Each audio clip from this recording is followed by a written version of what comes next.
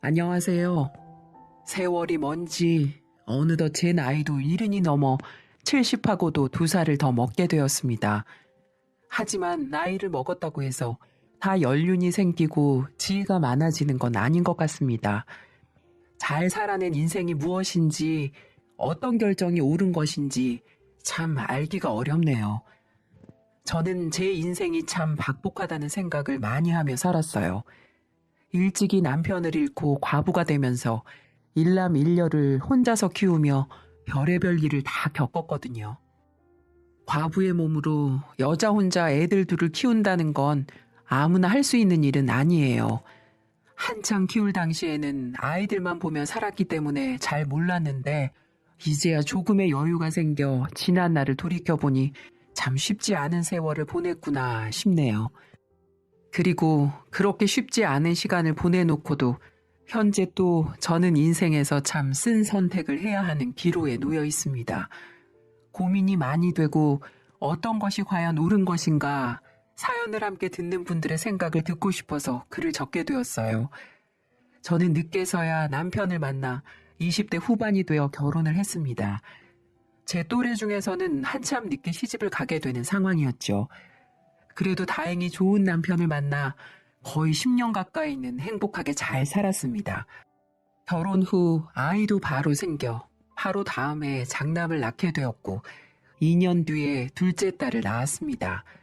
그 후로 남편과 열심히 돈을 벌어 우리 네 식구가 여유롭게 살 수 있는 집으로 이사를 갔어요. 거기까지도 참 좋았네요. 하지만 그때 저의 삶에 첫 번째 비극이 찾아왔습니다. 첫째가 9살이 되고 둘째가 7살이 되던 해 남편이 갑작스럽게 교통사고로 세상을 떠나게 되었거든요. 그땐 정말 참으로 막막하더군요. 그 당시 남편은 회사를 다니고 있었고 저는 집에서 아이들을 키우며 소소한 부엌거리를 하고 있었는데 남편이 일을 마치고 집으로 돌아오던 중 건너편에서 중앙선을 침범해 달려오던 차량과 부딪혀 그 자리에서 숨을 거두게 되었고 저는 그 길로 순식간에 과부가 되면서 아이들을 책임져야 했습니다. 그 당시 너무나도 처참한 저의 현실에 남편의 장례를 치르면서 아이들을 붙잡고 얼마나 울었는지 몰라요. 아이들은 어렸기 때문에 영문도 모른 채 저를 따라 울었고 저는 이 어린 새끼들을 어떻게 감당해야 하나 싶어 모든 것이 두렵고 무서웠습니다. 주변에서는 39세의 어린 나이에 과부가 되었다 보니 재혼을 하라는 소리도 있었어요. 그럼에도 불구하고 저는 아니었어요. 아이들에게 혼란을 주고 싶지 않았거든요. 그래서 조금 무리가 되더라도 저는 악착같이 버티고 버텨서 저의 아들과 딸을 잘 키우기 위해서 노력했어요. 하지만 역시나 세상은 녹록지 않더군요. 그동안 모아놓은 돈과 남편의 사망보험금을 다 끌어모아 식당을 하나 차렸지만 한 번도 식당을 해보지 않았던 저는 1년 만에 망해버리고 말았습니다. 한 푼이라도 더 벌려고 뭣도 모르고 시작했다가 큰 낭패를 보고 만 것이었죠. 저도 결혼 전에는 일반 회사에 다니는 사람이었기 때문에 식당 운영에 대한 노하우가 전혀 없었고 결국에는 그 결과가 완전히 폭삭 망해버리는 결과로 나올 수밖에 없었죠. 전 재산을 다 털어 운영한 식당이 망하고 나서는 돈이 없었습니다. 그래서 어렵게 시장에 자리를 하나 구해 노점상을 시작하게 되었어요. 참, 과부의 신분으로 시장에서 노점상을 운영하는 일이란 지금 생각해도 끔찍하고 힘든 날들의 연속이었습니다. 여자 혼자 2명의 아이를 키운다는 건 주변 속 없는 남자들에게는 아주 좋은 먹잇감이었으니까요. 그래서 시장 한복판에서 치근덕거리는 놈들이 한두 명이 아니었습니다. 우리 한번 만나보자. 순대 10,000원어치 팔아줄 테니까 데이트 해주라. 얼굴이 반반한데 5만 원 줄 테니 오늘 한번 즐겨보자. 등등 이런 치욕스러운 말을 들어야 했고 그러다가 거부라도 하는 날에는 와서 깽판을 친다거나 김밥을 제 앞에서 밟아 뭉개버린다거나 오뎅 국물 그 뜨거운 국물을 제 얼굴에 던지기도 하는 인간들도 있었습니다. 30년 전 그때만 생각하면 아직도 잊혀지지가 않네요. 하지만 전 어떻게든 버텨야 했어요. 제게는 저만 바라보는 두 아이가 있었으니까요. 하지만 그때는 너무 외롭더군요. 절 보듬어주고 토닥여주는 사람이 한 명도 없었습니다. 그럴 때마다 먼저 세상을 떠난 남편이 그리워 하루하루 얼마나 울었는지 모릅니다. 하지만 하나 다행이었던 건 우리 아이들은 이런 저의 고생을 잘 알고 너무나 착하게 커주었다는 점이죠. 한 번도 말썽을 부린 적도 없었고 남매가 우애도 깊어 서로 아껴주며 둘이 의지하면서 고생하는 이 어미의 마음을 잘 알아주었거든요. 그래서 저는 어디 가서 우리 애들이 아빠 없다는 소리를 듣지 않도록 철저하게 가정교육을 시키고 공부도 열심히 시켰답니다. 그 결과 우리 아들은 대학교 교수가 되었고 딸은 초등학교 교사로 잘 자라게 되었죠. 나름 자식 농사를 성공적으로 했다고 할 수 있었습니다. 게다가 더 뿌듯했던 건 아이들이 안정적으로 자신들의 직업을 가진 뒤에 외식을 하자며 고급 한식당에 데리고 가주었는데 거기에서 장남이 흰 봉투에 200만 원이나 담긴 용돈을 주며 말을 하더군요. 엄마, 그동안 고생 많으셨어요. 우리 때문에 엄마 홀로 고생 많이 하셨으니까 이제는 우리 효도 받으면서 노년은 호강하며 사세요. 더 이상 힘든 일 하지 마시고요. 앞으로 어머니 쓰실 생활비는 제가 다 책임질 테니까 이제는 제발 두 발 뻗고 편하게 사세요. 고맙다 내 새끼. 귀한 내 새끼들. 언제 이렇게 커서 효도를 다 하고. 엄마는 그걸로 충분해. 너희들이 건강하고 착하게 잘 자라준 것만 해도 고맙다. 우리도요 엄마. 우리 이렇게 건강하게 키워주고 오빠랑 저 성공할 수 있게 뒷바라지 해주셔서 감사해요. 앞으로 우리가 평생 효도할 테니까 엄마는 행복하게만 지내세요. 마지막 딸의 소리에 저는 더 감동의 눈물을 흘릴 수밖에 없었고 평생을 두 자식 새끼만 바라보고 산 저의 노력이 전부 다 보상받는 듯해서 너무나도 기쁘고 후련했어요. 이 행복이 영원할 것만 같았죠. 그리고 그 당시에는 저도 홀로 30년 동안 아이들을 키우면서 노점상, 식당 서빙, 건물 청소 등 남들이 잘 하지 않는 일을 이게 내 업보다 생각하고 누구보다 열심히 일을 했었습니다. 그러다 보니 나중에는 제 명의의 자그마한 땅도 가지고 있었고 4억짜리 아파트도 한 채 갖게 되었어요. 그 덕분에 자식들도 이제 다 안정적인 직업을 갖게 됐으니 안정적인 생활을 할 수 있을 거고 저도 늙어가지만 굳이 자식들에게 돈으로 부담 주지 않아도 되는 상황이었어요. 이제는 자식들이 결혼하면 손주들에게 용돈이나 주며 노후를 살 수 있게 된 거죠. 하지만 저의 이 행복은 장남이 결혼을 하면서부터 점점 무너지기 시작했습니다. 제 아이들은 어느덧 나이가 차서 결혼 정년기가 되었는데 그때 마침 첫째 아들이 결혼할 여자라며 저에게 데리고 왔어요. 같은 대학교에서 만났다는데 이상하게도 아무리 좋게 보려고 해도 하는 행동 하나하나가 마음에 들지 않더라고요. 처음부터 참 눈에 거슬리는 짓을 많이 하는 겁니다. 우리 집에 처음 저를 만나러 와서는 저를 보자마자 인사도 하는 둥 마는 둥 하더라고요. 저는 뭔가 싶어 일단은 말을 걸어봤죠. 낯을 많이 가리는 성격일 수도 있어 좀 편해지면 그쪽에서도 편안하게 대하지 않을까 싶었거든요. 아가씨, 만나기 전에 우리 아들한테 이야기 많이 들었어요. 우리 아들 학교에서 부교수로 있다고? 네. 그래요. 어디 우리 아들이 학교에서는 잘 해주던가요? 네, 잘해주니 만나겠죠. 너무나도 당돌한 대답과 단답형의 말투에 당황스럽더라고요. 저는 이 친구가 진짜 내 아들과 결혼할 마음은 있는 건가 싶었습니다. 그렇지 않고서야 제 시어머니가 될 사람에게 이렇게 성의 없게 대할 수는 없으니까요. 게다가 이 여자의 황당한 태도는 거기에서 끝이 아니었어요. 갑작스럽게 제가 얘기하고 있는 도중에 본인에게 걸려온 전화를 아무런 양해도 구하지 않고 당연스럽게 받질 않나 아들이 화장실 간 사이에 제 앞에서 대놓고 화장을 고치는 등 버릇없는 행동들을 계속해서 했습니다. 저는 더 얘기해 볼 가치도 없어 그날 집에 가서는 아들의 결혼을 반대했어요. 이 결혼 절대 못한다. 그렇게 버르장머리 없는 애를 어디서 만난 거야? 난 절대 찬성 못해. 헤어져 당장. 엄마, 어떻게 한 번 보고 그렇게 아니라고 하세요? 걔가 어른들한테 사근사근하게 못해서 그렇지 나쁜 애는 아니에요. 게다가 제가 정말 좋아하는 사람이라고요. 저 걔 없으면 안 돼요. 제발 결혼 허락해 주세요.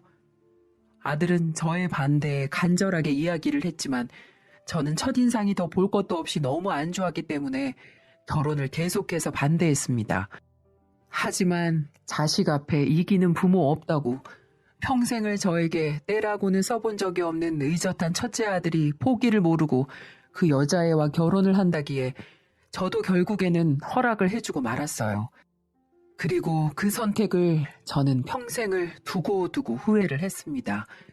우여곡절 끝에 아들은 결혼을 했고 저는 아들이 결혼할 때 1억이라는 거금을 해주었죠. 이 돈들은 나중에 아이들에게 물려주려고 가지고 있다가 첫째인데다 교수 신분으로 결혼을 하는 것이라 어디 가서 꿀리지 말라고 1억 정도를 해주었죠. 물론 집을 해주진 않았습니다. 이미 아들이 독립해서 살고 있던 집이 있었고 거기를 팔아 좀 더 큰 곳으로 이사를 가라고 준 것이었죠. 아들은 자기가 괜히 결혼한다고 해서 엄마 돈도 없는데 본인이 엄마 돈을 뺏은 것 같다며 처음에 한사코 받지 않으려고 했습니다. 정말 그때까지만 해도 아들은 그만큼 절 생각하고 위해주는 착한 아들이었어요. 엄마, 평생을 힘들게 모으신 돈을 왜 이런 데다 쓰세요? 내 결혼을 내가 알아서 할 테니까 엄마 요양하는 데 쓰세요. 됐다. 내 아들 장가 가는데 이 엄마가 다른 건 못 해줘도 이건 해야지. 이걸로 세아가 서운하지 않게 결혼식 잘 준비해서 해줘. 엄마, 정말 감사합니다. 저 정말 잘 살게요. 결혼 허락해 주신 것도 정말 감사해요. 그래, 대신에 잘 살아. 나는 아직까지도 세아가가 마음에 들진 않지만 네가 좋다고 해서 허락한 거야. 그러니까 보란 듯이 잘 살아. 그때까지만 해도 아들과 저의 사이는 한 군데 나무랄 데 없이 너무나 좋았습니다. 하지만 아들이 본격적으로 결혼을 하게 되면서 우리의 모자 사이는 점점 금이 가기 시작했죠. 결혼 전에는 그래도 주말에라도 본가로 들어와서 밥을 먹고 수시로 안부 전화를 하던 아들이 결혼 후에는 본가에 들르는 것도 거의 하지 않고 그 잘하던 안부 전화도 하지 않았어요. 집에 오는 거야 이제는 제 처가 있으니까 어렵다고 하더라도 안부 전화까지 안 하니 서운한 마음이 들더라고요. 그래서 제가 한 번씩 아들에게 전화를 걸었고 처음에는 잘 받던 아들이 나중에는 점점 짜증을 부리기 시작했어요. 아들, 오늘도 바쁜가 보네? 요즘 통 전화가 없어서 말이야. 아이 참 엄마도 그럼 가정도 있고 사회에서 일도 하고 있는 사람이 바쁜 게 당연한 거죠. 왜 이렇게 전화해서 사람 곤란하게 만드세요? 제발 전화 좀 그만하세요. 심심하시면 동생한테나 연락해보시던가요. 뭐라고? 넌 무슨 말을 그렇게 심하게 하니? 사실이 그렇잖아요. 저 진짜 벅차요. 오늘도 얼른 일 끝내고 집에 들어가 봐야 되니까 이만 끊을게요. 지 할 말만 해버리고 가차없이 전화를 끊어버리는 아들을 보면서 저는 너무나 서운했습니다. 하지만 이해할 수밖에 없었어요. 가정이 있으면 당연히 거기에 신경을 많이 쏟게 될 수밖에 없을 테니까요. 하지만 서운함은 여기에서 그치지 않았습니다. 결혼 후 1년 정도 지나 며느리가 임신을 해 출산을 하게 되었고 저는 눈에 넣어도 안 아플 손자를 보기 위해 아들 집에 간 적이 있었어요. 아들은 그때 대학교에서 일을 하고 있어서 집에는 며느리뿐이었죠. 그렇게 아들 집에 가서 손주를 보자마자 눈물이 바로 나오더라고요. 내 아들이, 내 새끼가 이렇게 아들을 낳았다는 게 믿겨지지가 않았거든요. 그래서 너무 예쁜 나머지 깜빡하고 손을 씻지 않은 채 손자를 만졌는데 며느리가 그걸 보더니 소스라치게 놀라면서 내게 큰 소리를 치는 겁니다. 어머니, 미치셨어요? 어머니 손도 안 씻고 아이를 만지면 어떡해요? 우리 애기 세균에 감염되면 어머님이 책임지실 거예요? 그 더러운 손으로 만져서 잘못되면 책임지실 거냐고요? 아니, 너 무슨 소리 그렇게 서운하게 하는 거니? 깜빡하고 그럴 수도 있는 거지. 뭘 그런 걸로 시애미한테 윽박을 지르기는? 몰라요. 이래서 어머니 저희가 나중에 오라고 했던 거예요. 모르겠어요. 이제 어머니 저희 집에 찾아오는 거 자제해 주세요. 진짜 얼마나 불편한지 아세요? 어머니 아들 사는 집이라고 해서 아들만 사는 거 아니잖아요. 이 며느리 생각도 해주셔야죠. 그래, 됐다. 나도 나 이렇게 문전박대하는 며느리 보고 싶은 생각 없어. 어쩜 그렇게 괘씸하게 말을 할 수 있는 거냐? 다시는 안 오마. 저도 화도 나고 괘씸한 며느리 태도를 보면서 분한 마음을 감출 수가 없었습니다. 하지만 그 뒤의 태도들이 더욱더 괘씸하더군요. 그날 저는 아들에게 전화를 해서 며느리의 만행에 대해서 이야기를 했더니 글쎄 되려 저에게 들려오는 소리는 더욱더 가관이었습니다. 엄마가 잘못했네요. 그러니까 왜 그렇게 집에 자주 오세요? 애도 집사람이 얼마나 애지중지하게 키우고 있는데 이제 우리가 본가로 갈 때까지는 절대 찾아오지 마세요. 그게 엄마한테도 좋을 것 같아요. 뭐야? 나도 너 애지중지 키웠어도 그따위로는 안 했어. 어디서 그따위로 버릇없게 행동을 하는데도 너는 네 마누라 편만 드는 거냐? 됐다. 다 필요 없어. 너도 다시는 집에 찾아오지도 마라. 알았어요. 그럼 당분간 보지 않는 걸로 해요. 저도 요즘 엄마가 부담스러워서 아내한테 눈치가 얼마나 보이는지 몰라요. 서로 안 보는 게 지금은 더 편하겠네요. 뭐라고? 지금 나랑 인연을 끊자는 거냐? 내가 널 그동안 어떻게 키웠는데 왜 며느리 그년이 나하고 왕래도 하지 말고 영 끊으라고 하든? 오냐? 알았다. 잘 알았으니까 다시는 연락하지 말거라. 이 나쁜 놈아. 저는 서운하고 괘씸한 마음에 아들에게도 쏘아붙였습니다. 하지만 정말로 그 둘은 연을 끊을 생각인 건지 그날 이후로 명절이나 제 생일 때도 3년 동안 저희 집에 찾아오지도 않았고 한 번은 제가 아파 병원에 한 달 정도 입원을 했을 때도 전화 한 통을 주질 않는 겁니다. 딸이 아들에게 연락을 했는데도 말이죠. 절 생각해주고 간호해준 건 둘째 딸 뿐이었습니다. 병실에서 천장을 보며 누워있는데 얼마나 서럽게 눈물이 나든지 그때 저는 결심했어요. 아들 그냥 없는 셈 치고 살겠다고요. 그리고는 아무것도 그들에게 해주고 싶지 않아 버린 자식으로 생각을 해버리고는 오로지 둘째 딸만 제 자식으로 치며 지내고 있었어요.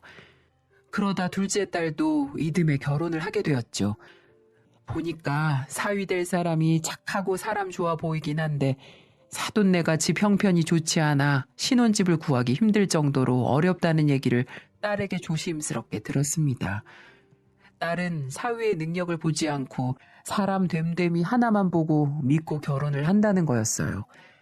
그래도 나름 직장도 다니고 있었고 딸에게 이 남자가 있으면 외롭지 않고 행복하게 살 수 있을 것 같아 결혼을 허락해 주었죠. 그리고 제가 가지고 있던 3억짜리 땅을 팔아 신혼집을 구하는데 보태라고 물론 사위가 착하고 좋다고는 하지만 나중에는 어떻게 될지 모르니 아파트 명의는 딸의 이름으로 하는 조건으로 주게 되었습니다. 그 이야기를 전 아들에게도 흘렸습니다. 문자를 보내서는 딸한테 땅을 팔아 신혼집을 얻어줬고 내가 사는 집도 내가 죽으면 사회에 기부하거나 딸한테 전부 줄 거라고요. 제가 왜 굳이 아들에게 연락을 했는 줄 아시나요? 아들은 몇 달 전부터 제가 전화를 안 받으니까 문자가 와서는 갑자기 사돈네, 그러니까 처갓집이 안 좋은 일이 생겨 본인이 좀 도와줘야겠다면서 5천만 원을 도와주라고 부탁을 하는 겁니다. 그래서 전 당연히 너 같은 놈에게 줄 돈도 없는데 내가 니네 처갓집까지 도와줘야 되는 거냐며 다시는 연락하지 말라고 한 적이 있었어요. 참 황당하더군요.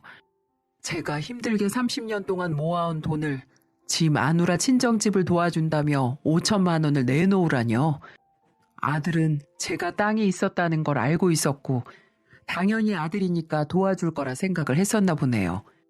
그동안 한 번도 연락도 아프다고 해도 찾지도 않던 놈이 돈이 필요하니 그제서야 지 애미를 찾는 걸 보고서는 이렇게 혀를 찰 수밖에 없었습니다. 그래서 제가 더 이상 너한테 줄 돈 없으니 돈 같은 거 바라지 말라고 연락을 했던 거였죠. 그러자 그날부터 난리가 아니었습니다. 대뜸 집으로 찾아와서는 어떻게 그럴 수 있냐며 다 큰 놈이 소리를 지르기 시작하는데 다시 한번 느꼈습니다. 제가 그동안 아들을 잘못 키웠다는 사실을 말이죠. 엄마, 누구냐?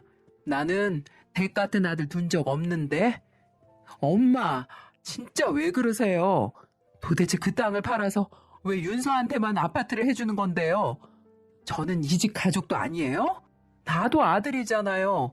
그리고 저 결혼할 때 1억밖에 안 해주셨잖아요. 이렇게 차별하는 게 어딨어요? 뭐야? 내 돈 가지고 내 마음대로 주겠다는데 네가 무슨 상관이야? 너는 네 잘난 처랑 새끼 있으니까 그걸로 된 거 아니냐? 문전박대 할 때는 언제고 갑자기 찾아와 난리야 난리가. 그리고 가족? 가족 좋아하시네. 나는 너 같은 천하의 나쁜 놈은 아들로 둔 적이 없다. 당장 썩 안 꺼져? 엄마, 진짜 왜 그러세요? 이렇게 자기 자식을 내팽개칠 수가 있어요? 그럼 나 이 집 담보로 대출 받아서 1억만 주세요. 그럼 더 이상 아무것도 바라지 않을게요. 정말 제가 돈이 필요해서 그래요. 뭐? 대출? 미쳤냐? 그리고 너는 돈 필요할 때만 가족이고 엄마냐? 평생을 키워준 은혜도 모르고 고작 몇 년 같이 산 망할 놈의 그 며느리가 그렇게 좋더냐? 내가 널 어떻게 키웠는지 알아? 애비 없는 소리 듣게 하고 싶지 않아서 내 모든 걸 포기하면서 악착같이 키웠다. 이놈아, 당장 꺼져. 내 마음속에서 널 지운 지 오래다. 저는 아들이 돈 때문에 절 찾아온 것을 알고는 더욱더 괘씸해 집 안으로 들어가 소금을 잔뜩 가지고 나와서는 아들 녀석에게 뿌려버렸어요. 그리고는 다시는 찾아오지 말라고 하며 쫓아버렸고요. 생각하면 생각할수록 아들 녀석이 괘씸했어요. 아들 녀석은 제가 살고 있는 집까지 넘보며 자신에게 재산을 물려달라고 생떼를 부리기 시작하더군요. 그리고 포기를 모르는 아들 녀석은 계속해서 저희 집에 찾아왔고요.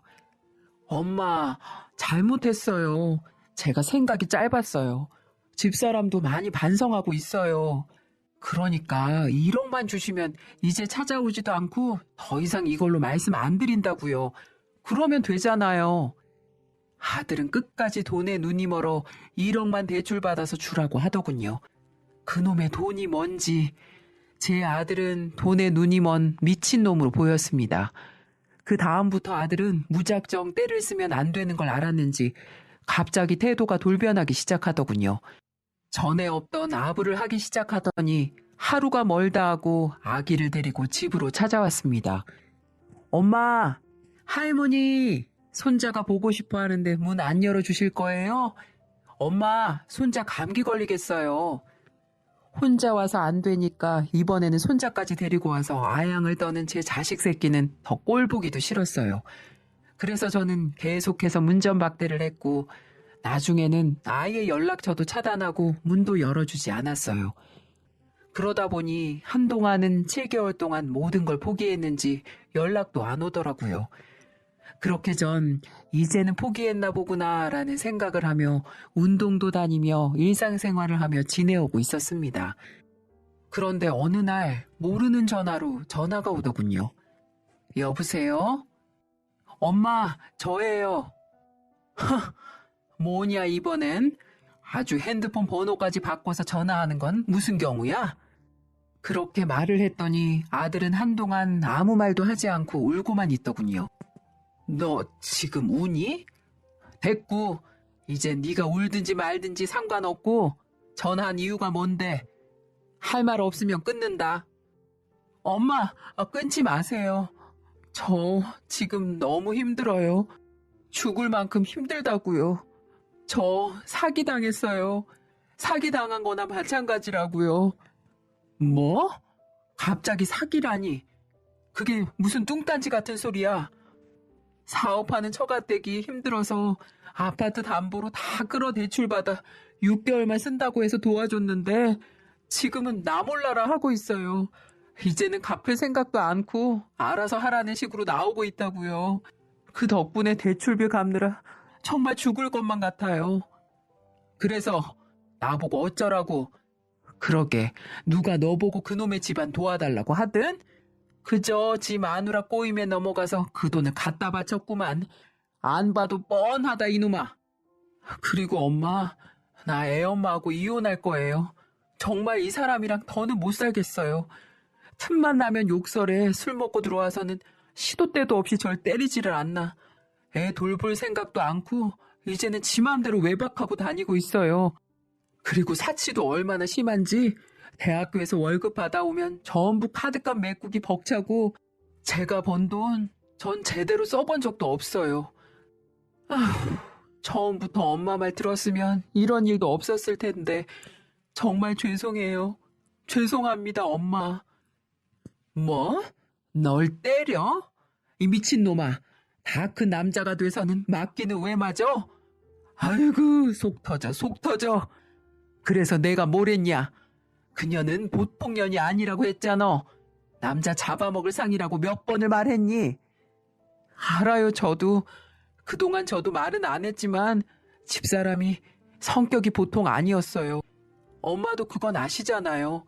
툭하면 성질내는 건 기본인데다 아이 낳고는 스트레스가 심한지 걸핏하면 싸움 걸어대고 싸우기라도 하면 온갖 집안 물건은 다 집어 던지는 데다 이제는 절 때리기까지 하더라고요.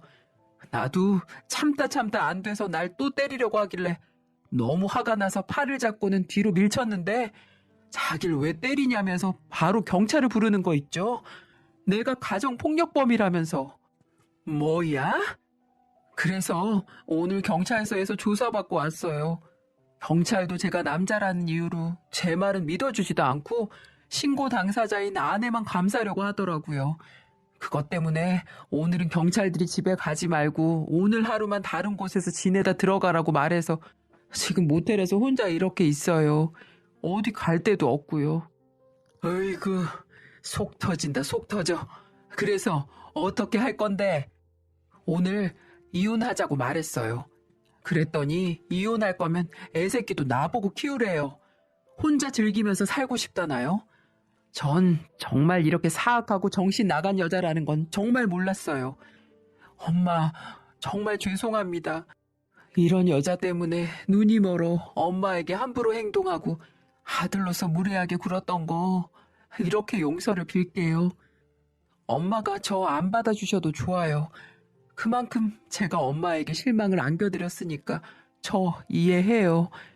하지만 다시 엄마가 절 받아주신다면 다시는 엄마를 실망시켜드리지 않겠습니다. 오직 우리 가족, 제 아들만 바라보며 열심히 살게요. 믿어주세요, 엄마. 그렇게 말을 하고 아들은 마지막까지도 울먹이며 작은 목소리로 전화를 끊었습니다. 그리고 며칠 후 정말 이혼 서류에 도장이 찍힌 사진을 보내왔더라고요. 그걸 보는데 너무 마음이 아팠어요. 그래서 아들에게 전화를 걸어 어디서 생활을 하느냐고 물어보니 지금도 모텔에서 생활을 하고 있고 이번 달 내로 집이 빠지면 이혼이 확정되기 전에 별거를 하기로 했다고 하더군요. 물론 손주도 아들이 데려가는 걸로 했다고 하고요. 정말 아들의 상황이 막막해 보였습니다. 제가 받아주지 않는다면 그 불쌍한 네 새끼 손주는 아들하고 한동안 모텔에서 생활을 해야만 했어요. 며칠을 고민하고 생각을 해도 답이 나오지 않더군요. 분명한 사실은 이번에는 악어의 눈물이 아닌 진심으로 자신을 반성하며 다시 새 인생을 살고 싶다는 모습이 강해 보이긴 했습니다. 그래서 이렇게 제가 사연을 보낸 이유이기도 합니다. 이렇게 고민을 하는 이유는 제가 글솜씨가 부족해서 아들 내외가 제게 했던 처참한 행동들을 자세히 적진 못했지만 제게 했던 행동들은 아마 지나가는 동네 아줌마한테도 하지 않는 행동을 제게 했을 정도였으니까요. 정말 욕만 안 했을 뿐이지 제게 했던 막말, 행동들, 제가 한 달 동안 아파서 그렇게 병원에 입원했을 때도 아무 관심조차 가져주지 않고 나 몰라라 신경 쓰지 않았던 아들, 바로 어제 일처럼 떠오르곤 하거든요. 딸은 그래도 손주를 봐서라도 마지막 한 번만 용서해달라고 하는데 제 마음이 쉽게 열리지 않는 걸 보면 이 노인네가 아들에게 상처를 받았던 게 크게 상처로 남아있던 것 같습니다. 여러분들, 제가 어떻게 하면 좋을까요? 다시 예전의 아들을 사람으로 만들어 그래도 자식이니 보듬어주고 안아줘야 할까요? 아니면 냉정하게 아들을 제 가슴 속에서 지우는 게 나을까요? 여러분의 현명한 의견 주시면 참고해서 결정하도록 하겠습니다. 아무쪼록 오늘따라 날씨가 무척 춥네요. 이렇게 추울 때면 마음이라도 따뜻해야 하는데 하루하루가 가슴 시리고 춥기만 하네요. 여러분들은 저처럼 추운 겨울 맞이하지 마시고 가족분들과 따뜻하고 평화가 가득하시길 바라겠습니다. 감사합니다.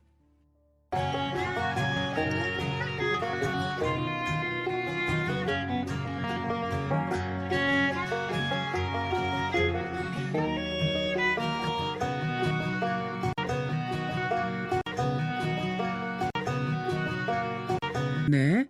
요즘 통 전화가 없어서 말이야. 아이 참 엄마도. 그럼 가정도 있고 사회에서 일도 하고 있는 사람이 바쁜 게 당연한 거죠. 왜 이렇게 전화해서 사람 곤란하게 만드세요? 제발 전화 좀 그만하세요. 심심하시면 동생한테나 연락해 보시던가요. 뭐라고? 넌 무슨 말을 그렇게 심하게 하니? 사실이 그렇잖아요. 저 진짜 벅차요. 오늘도 얼른 일 끝내고 집에 들어가 봐야 되니까 이만 끊을게요. 지 할 말만 해버리고 가차없이 전화를 끊어버리는 아들을 보면서 저는 너무나 서운했습니다. 하지만 이해할 수밖에 없었어요.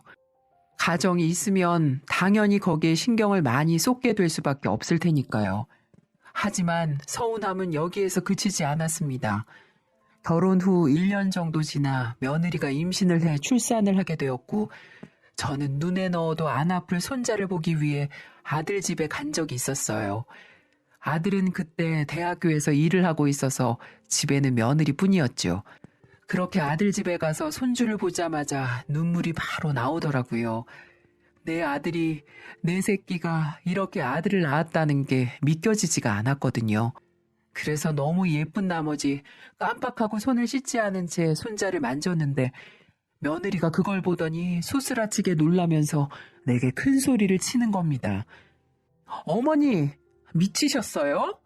어머니 손도 안 씻고 아이를 만지면 어떡해요? 우리 애기 세균에 감염되면 어머님이 책임지실 거예요? 그 더러운 손으로 만져서 잘못되면 책임지실 거냐고요? 아니, 너 무슨 소리를 그렇게 서운하게 하는 거니? 깜빡하고 그럴 수도 있는 거지. 뭘 그런 걸로 시애미한테 윽박을 질러 지르기는? 몰라요. 이래서 어머니 저희가 나중에 오라고 했던 거예요. 모르겠어요. 이제 어머니 저희 집에 찾아오는 거 자제해 주세요. 진짜 얼마나 불편한지 아세요? 어머니 아들 사는 집이라고 해서 아들만 사는 거 아니잖아요. 이 며느리 생각도 해주셔야죠. 그래, 됐다. 나도 나 이렇게 문전박대하는 며느리 보고 싶은 생각 없어. 어쩜 그렇게 괘씸하게 말을 할 수 있는 거냐? 다시는 안 오마. 저도 화도 나고 괘씸한 며느리 태도를 보면서 분한 마음을 감출 수가 없었습니다. 하지만 그 뒤의 태도들이 더욱더 괘씸하더군요. 그날 저는 아들에게 전화를 해서 며느리의 만행에 대해서 이야기를 했더니 글쎄 되려 저에게 들려오는 소리는 더욱더 가관이었습니다. 엄마가 잘못했네요. 그러니까 왜 그렇게 집에 자주 오세요? 애도 집사람이 얼마나 애지중지하게 키우고 있는데 이제 우리가 본가로 갈 때까지는 절대 찾아오지 마세요. 그게 엄마한테도 좋을 것 같아요. 뭐야? 나도 너 애지중지 키웠어도 그따위로는 안 했어. 어디서 그따위로 버릇없게 행동을 하는데도 너는 네 마누라 편만 드는 거냐? 됐다. 다 필요 없어. 너도 다시는 집에 찾아오지도 마라. 알았어요. 그럼 당분간 보지 않는 걸로 해요. 저도 요즘 엄마가 부담스러워서 아내한테 눈치가 얼마나 보이는 줄 몰라요. 서로 안 보는 게 지금은 더 편하겠네요. 뭐? 뭐라고?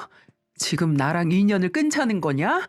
내가 널 그동안 어떻게 키웠는데 왜 며느리 그년이 나하고 왕래도 하지 말고 영 끊으라고 하든? 오냐? 알았다. 잘 알았으니까 다시는 연락하지 말거라. 이 나쁜 놈아. 저는 서운하고 괘씸한 마음에 아들에게도 쏘아붙였습니다.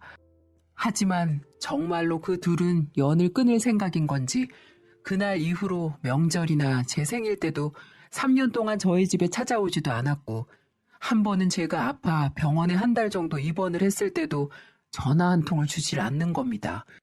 딸이 아들에게 연락을 했는데도 말이죠.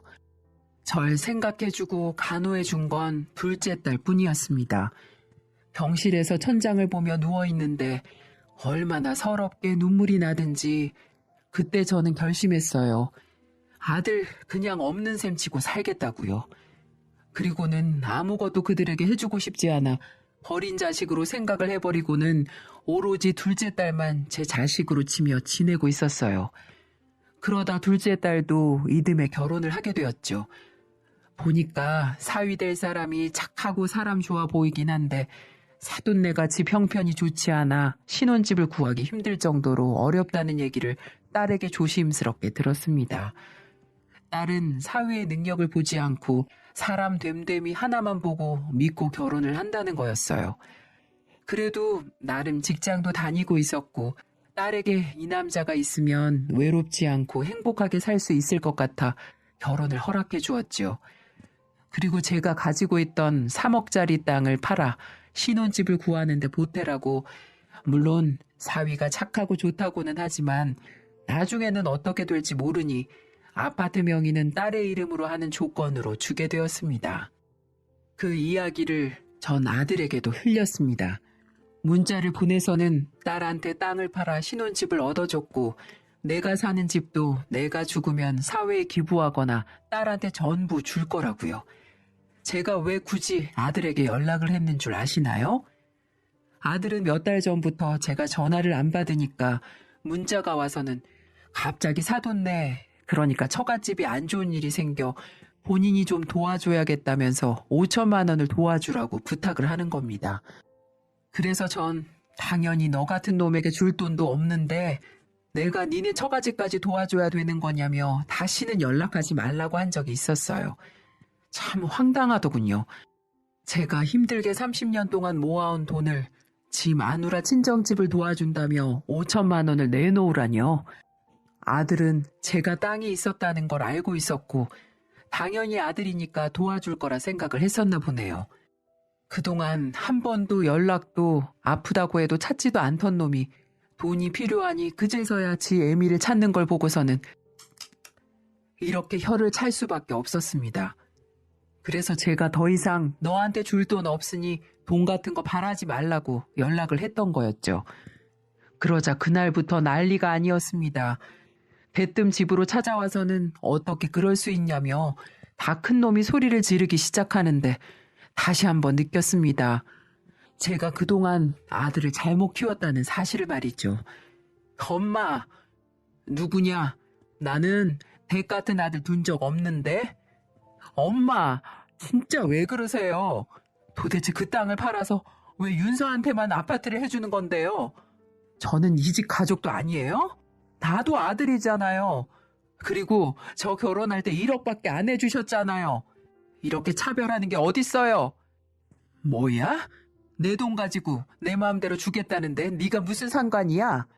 너는 네 잘난 처랑 새끼 있으니까 그걸로 된 거 아니냐?